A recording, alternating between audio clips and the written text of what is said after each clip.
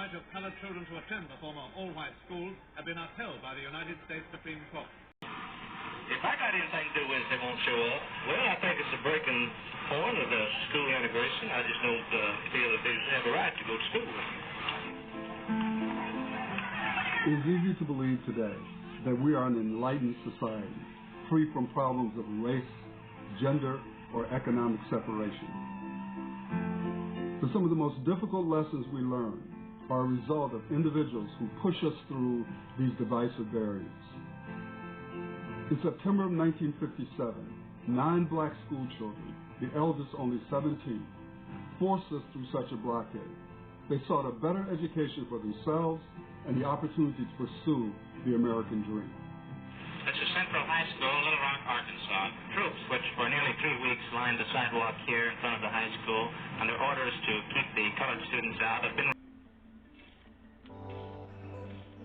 Eisenhower really didn't want to be involved in trying to solve the country's racial problems.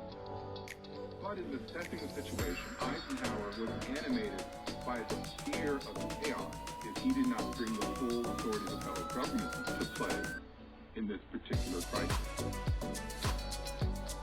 Now, increasingly, what we end up seeing is that schools become contested spaces of segregation and inequality.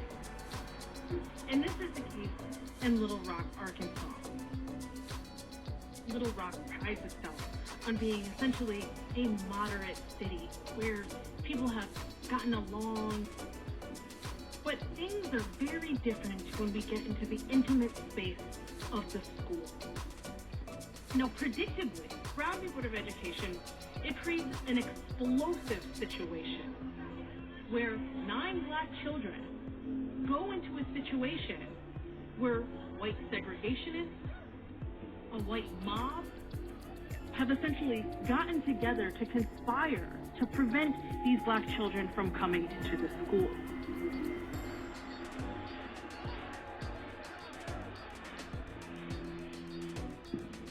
So the Little Rock Nine are a collection of young people, and that's really important to know, young people, who were selected through a vetting process by the local NAACP to challenge or frankly, to be the guinea pig to integrate Central High School in Little Rock, Arkansas. Well, at this moment, the governor of Arkansas, a man named Orville Faubus, who actually was a World War II veteran who had served in Europe while Eisenhower was the supreme commander, he stepped into the mix. Orville Faubus smelled a political advantage here. He figured, I'm going to get on the side of the segregationists because that's good politics here in Arkansas. Orville Faubus ordered the Arkansas National Guard to come to the school, to stand guard. And their role, allegedly, was to keep the peace. But in fact, their role was to make it impossible for the Little Rock Nine, the 9 black students, to come into the school. There must have been 1,000 Arkansas National Guardsmen, and their job was to keep us out. So the first day, we were barred. We didn't go into class. There were people who wanted to lynch us. They're not simply met with armed forces or local police. They are met with a mob, and they are met with violence. What the mob is doing is ensuring that the racial hierarchy of Little Rock, Arkansas is upheld. And it escalates. It escalates, and it continues to grow and grow and grow. So Eisenhower is certainly being brought up to speed, and I'm sure he's being shown the movie clips or the film clips. And now Eisenhower began to see the images, and there are some searing photographs of white students, their faces contorted in hatred and anger, screaming at Elizabeth Eckford and a few of the other students who were there that day trying to get into the school. So this was an explosive situation, and Eisenhower was profoundly distressed to see it. Eisenhower loathed the idea of using force, and he was seeking a way out. So he invited the governor to come to see him up in Newport. Eisenhower leaves the meeting thinking that he's convinced Savitz, and that Savitz is quite rational and will go home, and, this all will be nipped in the bud. And what happens? Oh, Savitz does the exact opposite. He says, all right, I'll withdraw the Arkansas National Guard, but now I'm going to leave it in the hands of local police, and I'm going to leave it in the hands of the mob. And so the crisis escalates even further, because now the mob is unchecked. Now they are even more vicious. They are even more dangerous. Eisenhower was put in a corner. Orville Faubus pushed him into a corner, and that's not a place you want to put Dwight Eisenhower, especially when he's president. Orville Faubus, he said, we'll see what happens when those students come to school now. Now that there's no soldiers there to look after them. I sure hope there isn't any violence, he said. And I sure hope nobody gets shot. What Orville Faubus was doing was ginning up the hatred in Little Rock. Eisenhower found himself without much of an option. That the governor in Arkansas was refusing his authority, and if he let that happen, so many other Southern governors would then have the precedent to do the same thing. It is a protest movement that's spreading. This is the University of Southern California, one of many flashpoints across the country. The police have issued a dispersal order on the USC campus. They warn students that if they remain here, they will be arrested. The kids are really getting killed. By Hamas terrorists. By Hamas terrorists? But that's not what Biden. Please. Sky News has been following them, witnessing the arrest, examining the motives. Why do you feel so passionately about being here, even though the police tell you to leave? Because we know that we're on the right side of this right now. Are you scared? No. I think that the children in Gaza are more scared than I am. By the President of the United States, Dwight D. Eisenhower. Mr. Eisenhower discusses the immigration problem at Little Rock, Arkansas. Ladies and gentlemen, the President of the United States.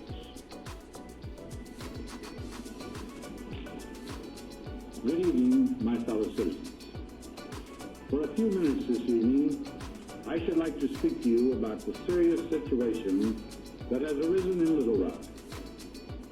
To make this talk, I have come to the President's office in the White House. I could have spoken from Rhode Island, where I have been staying recently. But I felt that, in speaking from the House of Lincoln, of Jackson, and of Wilson, my words would better convey both the sadness I feel in the action I was compelled today to make, and the firmness with which I intend to pursue this course until the orders of the federal court at Little Rock can be executed without unlawful interference. In that city, under the leadership of demagogic extremists, disorderly mobs have deliberately prevented the carrying out of proper orders from a federal court. Local authorities have not eliminated that violent opposition.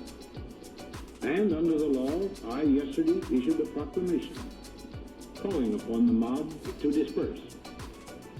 This morning, the mob again gathered in front of the Central High School of Little Rock, obviously for the purpose of again preventing the carrying out of the court's order relating to the admission of Negro children to that school.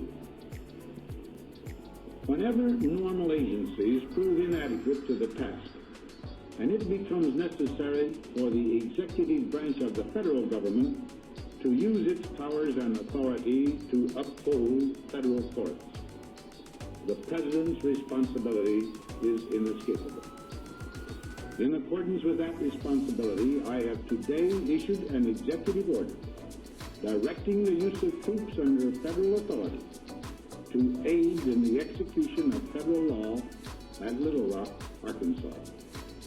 This became necessary when my proclamation of yesterday was not observed, and the obstruction of justice still continues.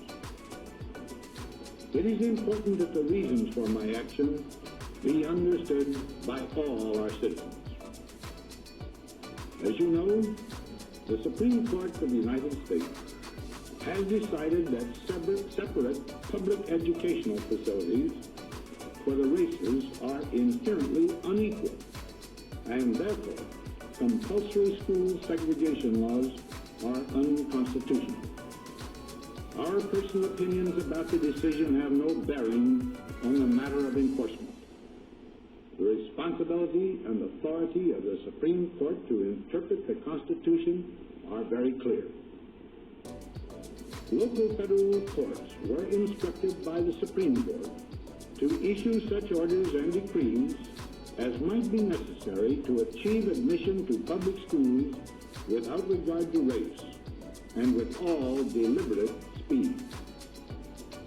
During the past several years, many communities in our southern states have instituted public school plans for gradual progress in enrollment and attendance of school children of all races in order to bring themselves into compliance with the law of the land. Thus they demonstrated to the world that we are a nation in which law, not men, are supreme. I regret to say that this truth, the cornerstone of our liberties, was not observed in this instance. It was my hope that this localized situation would be brought under control by city and state authorities.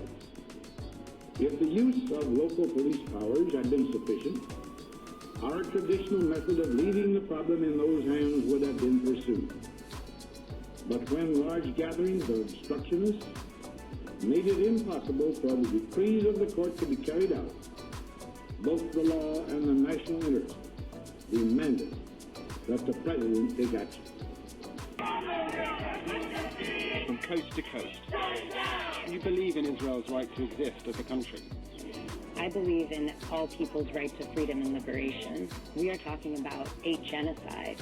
It is cutting deep wedges or exposing the existing ones for both sides. These are pathetic, low-life scumbags. So what is going on at America's top universities? Protests, encampments, anger, and arrests at campuses across the country. Gaza is the catalyst. Israel is the target. We are calling for a complete divestment by Colombia from any company complicit in Israeli apartheid and colonization in Palestine, and we are calling for amnesty for all of our students. It began at Columbia on New York City's Upper West Side. The university president had called in the police. She'd concluded that the protesters in a college with a proud history of protest represented a clear and present danger to college life. Here is the sequence of events in the development of the Little Rock school case. In May of 1955, the Little Rock School Board approved a moderate plan for the gradual desegregation of the public schools in that city. It provided that a start toward integration would be made at the present term in the high school, and that the plan would be in full operation by 1963. Here I might say that in a number of communities in Arkansas, integration in the schools has already started, and without violence of any kind. Now, this Little Rock plan was challenged in the courts by some who believe that the period of time as proposed in the plan was too long. The United States Court of Little Rock, which has supervisory responsibility under the law for the plan of desegregation in the public schools, dismissed the challenge, thus approving a gradual rather than an abrupt change from the existing system. The court found that the school board had acted in good faith in planning for a public school system free from racial discrimination. Since that time, the court has on 3 separate occasions issued orders directing that the plan carried out. All persons were instructed to refrain from interfering with the efforts of the school board to comply with the law. Proper and sensible observance of the law then demanded the respectful obedience which the nation has a right to expect from all its people. This, unfortunately, has not been the case at Little Rock. Certain misguided persons, many of them imported into Little Rock by agitators, have insisted upon defying the law and have sought to bring it into disrepute. The orders of the court have thus been frustrated. The very basis of our individual rights and freedoms rests upon the certainty that the President and the executive branch of government will support and ensure the carrying out of the decisions of the federal courts, even when necessary, with all the means at the President's command. And Eisenhower wasn't going to let that happen. It would be chaos. And it's not hyperbolic to say it could lead to a second civil war.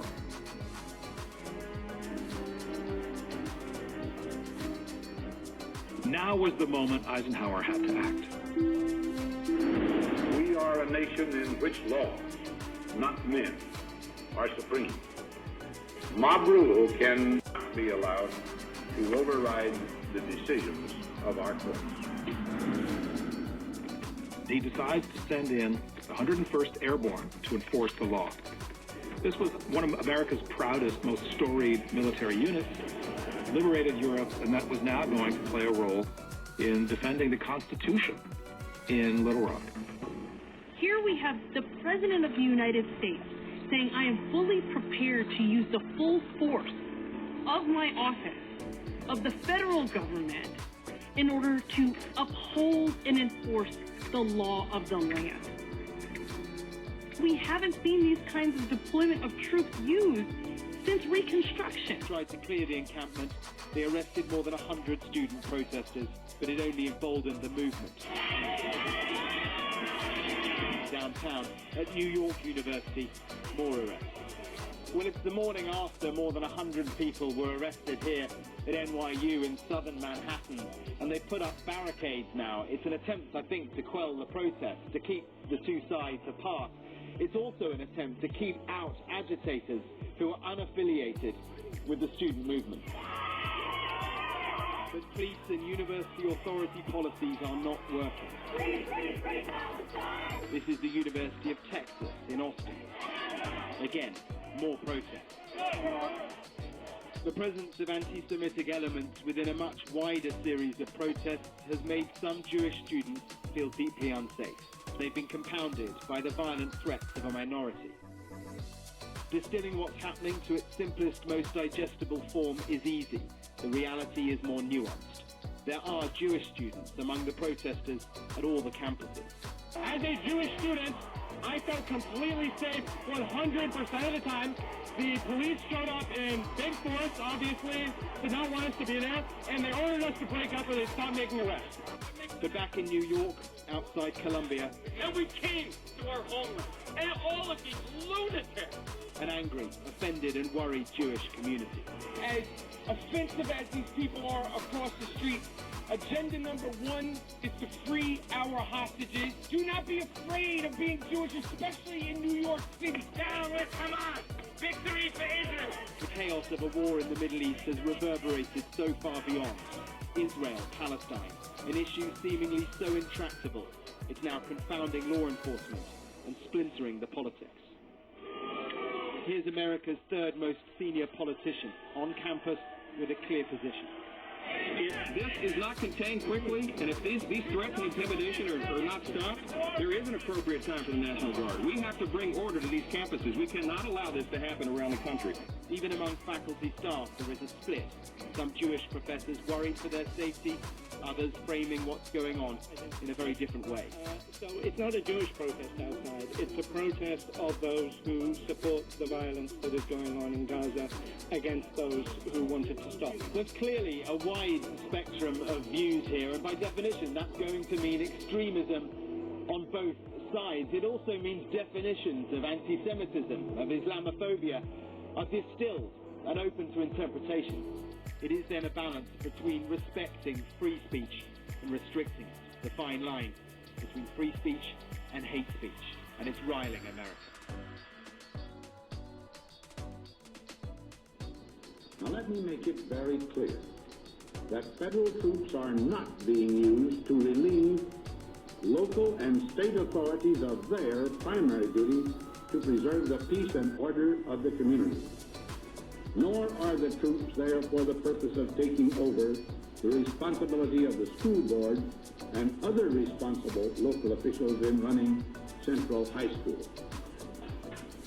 The running of our school system and the maintenance of peace and order in each of our states are strictly local affairs, and the federal government does not interfere except in very special cases and when requested by one of the several states.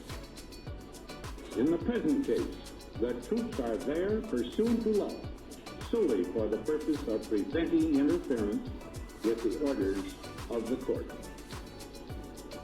The proper use of the powers of the executive branch to enforce the orders of a federal court is limited to extraordinary and compelling circumstances. Manifestly, such an extreme situation has been created in Little Rock. This challenge must be met, and with such measures as will preserve to the people as a whole their lawfully protected rights in a climate permitting their free and fair exercise. The overwhelming majority of our people in every section of the country are united in their respect for observance of the law, even in those cases where they may disagree with that law. They deplore the call of extremists to violence. The decision citizens are keenly aware of the tremendous disservice that has been done to the people of Arkansas in the eyes of the nation, and that has been done to the nation in the eyes of the world. At a time when we face grave situations abroad because of the hatred that communism bears toward a system of government based on human rights, it would be difficult to exaggerate the harm that is being done to the prestige and influence, and indeed to the safety of our nation and the world. Our enemies are gloating over this incident and using it everywhere to misrepresent our whole nation. We are portrayed as a violator of those standards of conduct which the peoples of the world united to proclaim in the Charter of the United Nations. There they affirm faith in fundamental human rights and in the dignity and worth of the human person. And they did so without distinction as to race, sex, language, or religion. And so, with deep confidence, I call upon the citizens of the state of Arkansas to assist in bringing to an immediate end all interference with the law and its process. If resistance to the federal court order ceases at once, the further presence of federal troops will be unnecessary.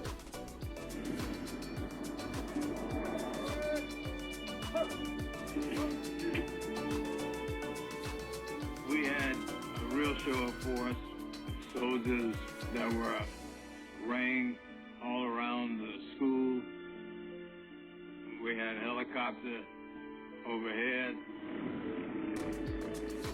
When we walked into class, we were surrounded by a cadre of paratroopers. They took the entire United States Army to get me into high school.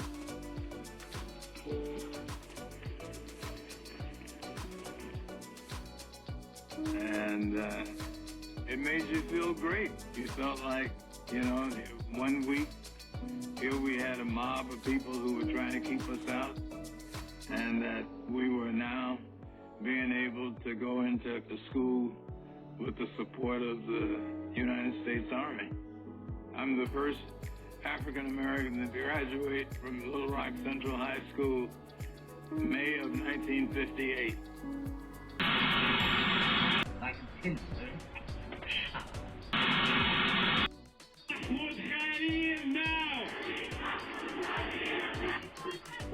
So you got hundreds of protesters storming lower Manhattan after the ICE arrest of a Palestinian activist at an apartment owned by Columbia University. Now, sources telling the New York Post he was being investigated as a potential national security threat. Alexis McAdams live at Columbia yet again today. What you learning, Alexis? Hello.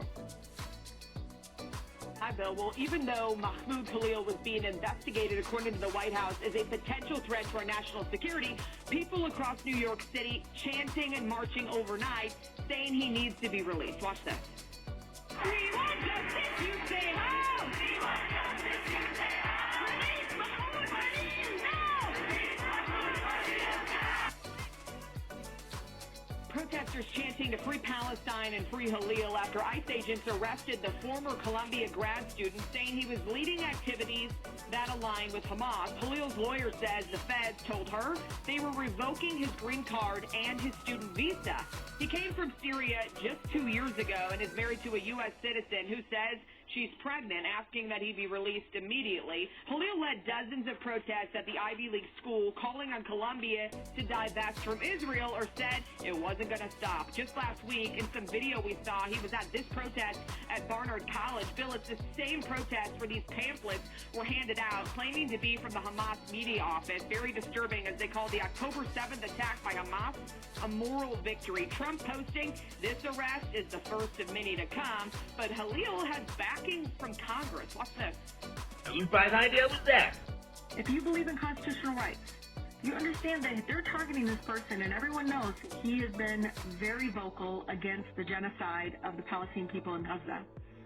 And they're targeting him and refusing him constitutional rights. Who's next? Khalil's attorney says he's healthy and his spirits are undaunted as he sits out there in Louisiana at a facility from ICE. A judge has ruled that he cannot be deported yet. They're calling for a hearing tomorrow, and they want Khalil brought back to New York City. So we'll see what happens. Back out here live in Columbia, the protests are expected to continue. The call for action coming from the Students for Justice in Palestine, saying walk out of class and meet them outside. So we'll keep an eye on it. Will do. Thanks, Alexis. Nice to see you. Upper West Side. Thanks. You wonder what the tuition goes for, right? Well, let's bring in Fox News legal editor Carrie Urban. Here's what President Trump said. He posted this. This is the first of many to come. If you support terrorism, including the slaughtering of innocent men, women, and children, your presence is contrary to our national and foreign policy interests, and you are not welcome here. We expect every one of America's colleges and universities to comply. Thank you! Exclamation point. Carrie, we got a big argument about this on the 5 last night, and I know you've been digging into it. Is it legal? Yeah, so look, the statute at issue is this one, and it's an alien whose presence or activities in the U.S., and the Secretary of State has reasonable grounds to believe that those presence or activities would have potentially serious adverse foreign policy consequences for the U.S. is deportable. The reason I'm reading that out is because I think there's been a lot of focus on the language of the EO and President Trump's post about providing support for terrorism, which we know there's a statute on the books that details that. That's why the person was in court yesterday in Virginia for Abbey Gate. This is something different. This is something it's more broad, and it's about potential national security risks and threats. Now, there are other reasons as well that someone can be deported. You can be a terror supporter. You can espouse that ideology. You can't be, and you can't commit crimes. Now, I think what's important to note here is that this individual is a lawful permanent resident, and he's been so since 2024. But here's the key, Dana. Someone can be deported between the time they are a lawful permanent resident and when they apply for U.S. citizenship. Typically, it's 5 years. Now, if you're married to an American, it's 3 years. And I was talking to a former federal prosecutor this morning. He told me that he deported many lawful permanent residents in his time for actions that made them deportable, some of which I just laid out. Well, you know, as somebody who married a British guy, this is a different scenario, but yes, you have a green card, but the green card is not guaranteeing citizenship, and he and I talked about that last night. So Shai Davidai was a professor at Columbia. He left after all of this, and he said, like Khalil, I too am on a green card. Unlike him, I don't support U.S. designated terrorist organizations, take over university buildings, and call for the genocide of anyone. He wasn't arrested for speaking up. He was arrested for breaking the conditions of his stay here. So the argument we got in last night was about free speech. How should I argue it tonight? Right, and so he's going to argue I'm being arrested on speech grounds, which is unlawful under the First Amendment, and the government's going to say it's conduct. But even so, because he is not a citizen, It's this, again, serious foreign policy consequences, right? So if he is taking actions that the U.S. government believes is jeopardizing our national security, that's pretty broad.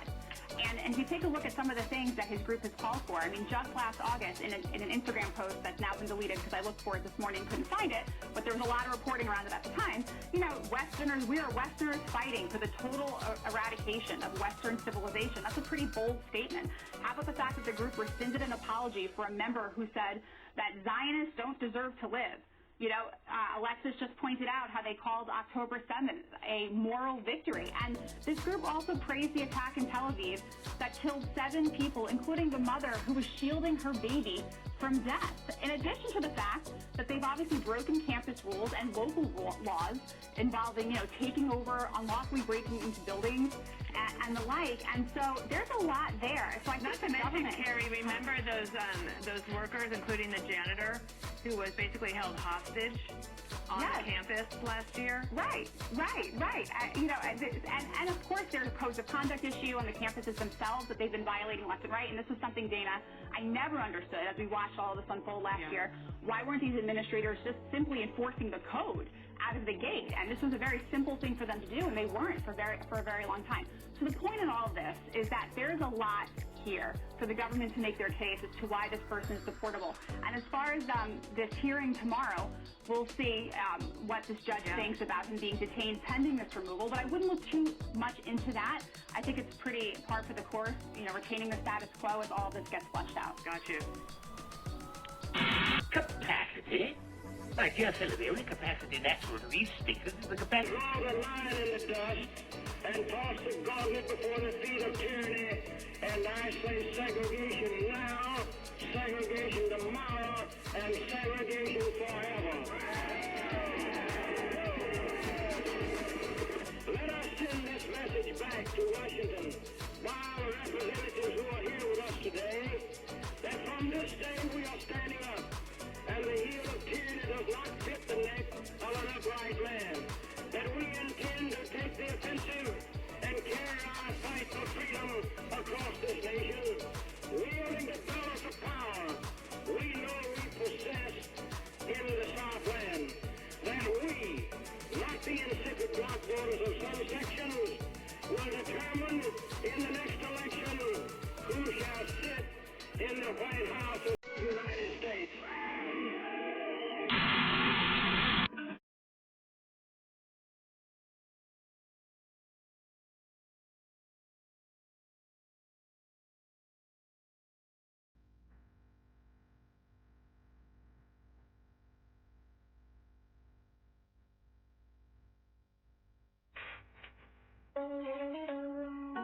The Wall Street Journal editorial board writes, the administration needs to be careful. It's targeting real promoters of terrorism, not breaking the great promise of a green card by deporting anyone with controversial political views. Can you substantiate any form of material support for terrorism, specifically to Hamas, from this Columbia student? Or was it simply that he was espousing a controversial political point of view? Well, not just the student. We're going to do more. In fact, every day now we're approving visa revocations, and if that visa led to a green card, the green card process as well. And here's why. It's very simple. When you apply to enter the United States and you get a visa, you are a guest. And you're coming as a student, you're coming as a tourist, or what have you. And in it, you have to make certain assertions. And if you tell us when you apply for a visa, I'm coming to the U.S. to participate in pro-Hamas events, that runs counter to the foreign policy interests of the United States of America. It's that simple. So you lied. You came, if you had told us that you were going to do that, we never would have given you the visa. Now you're here. Now you do it. You lied to us. You're out. It's that simple. But is there any evidence of a link to terrorism? Help us keep us in competence. Or is it just his point of view? Yeah, they take over. You should watch the news. These guys take over entire buildings. They vandalize colleges. Intensely. They shut down colleges. I'm asking about the specific justification for the revocation of his visa. Was there any evidence of material support for terrorism? Was the negotiator negotiating on behalf of people that took over a campus, that vandalized buildings? Negotiating over what? That's a crime in and of itself, that they're involved in being the negotiator, the spokesperson, this, that, the other. We don't want it. We don't need these people in our country. We never should have allowed them in the first place. If he had told us, I'm going over there, and I'm going over there to become the spokesperson and one of the leaders of a movement that's going to turn one of your allegedly elite colleges upside down. People can't even go to school, library buildings being vandalized. We never would have let him in. We never would have let him in to begin with. And now that he's doing it and he's here, he's going to leave, and so are others, and we're going to keep doing it. And by the way, I find it ironic that a lot of these people out there defending the First Amendment speech, alleged free speech rights of these Hamas sympathizers, they had no problem, pressuring social media to censor American political speech. So I think it's ironic and hypocritical. But the bottom line is this. If you are in this country to promote Hamas, to promote terrorist organizations, to participate in vandalism, to participate in acts of rebellion and riots on campus, we never would have let you in if we had known that. And now that we know it, only pro-Palestinian people who are going to have their visas revoked, or are other points of view as well? No, I think anybody who's here in favor. Look, we want to get rid of Tren de Agua gang members. Name rings a bell. Get us particular. Palestinian people who are going to have their visas revoked, or are other points of view as well? No, I think anybody who's here in favor. Look, we want to get rid of Tren de Agua gang members. They're terrorists too. The president designated them, asked me to designate, and I did, as a terrorist organization. We want to get rid of them as well. We don't want terrorists in America. I don't know how hard that is to understand. We don't want people in our country that are going to be committing crimes and undermining our national security or the public safety. It's that simple. Especially people that are here as guests. That is what a visa is. I don't know where we've gotten it in our head that a visa is some sort of birthright. It is not. It is a visitor into our country. And if you violate the terms of your visitation, you are going to leave. Okay. My sheer coincidence.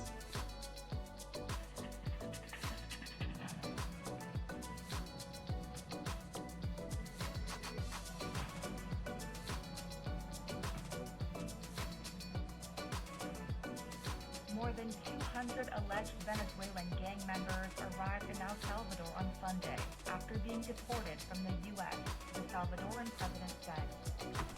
Video released by the El Salvador government shows them being taken to the Terrorism Confinement Center, a mega prison that can hold up to 40,000 inmates. Whose bright idea was that? U.S. President Donald Trump invoked the 1798 Alien Enemies Act on Friday to rapidly deport the alleged members. A day later, a federal judge blocked the application of the law for 14 days, saying the statute refers to, quote, hostile acts perpetrated by another country that are commensurate to war.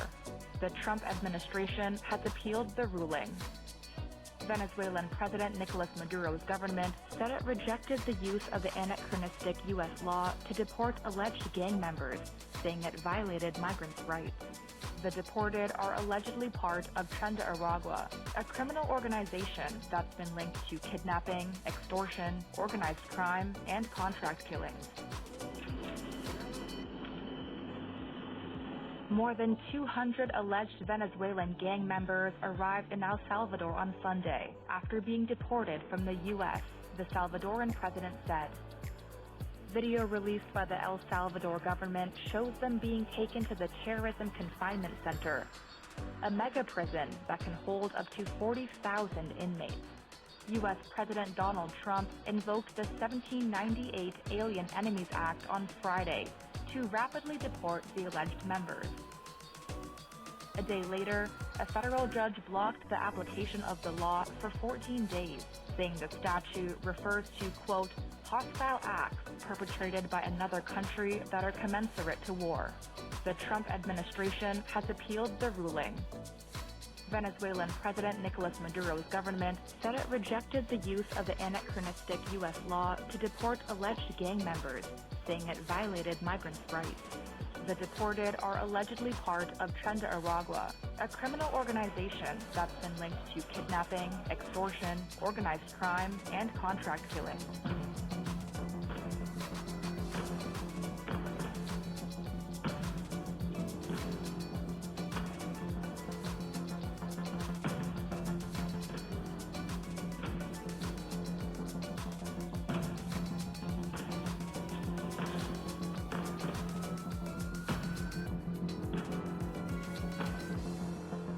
Congratulate ourselves on a most productive morning's work.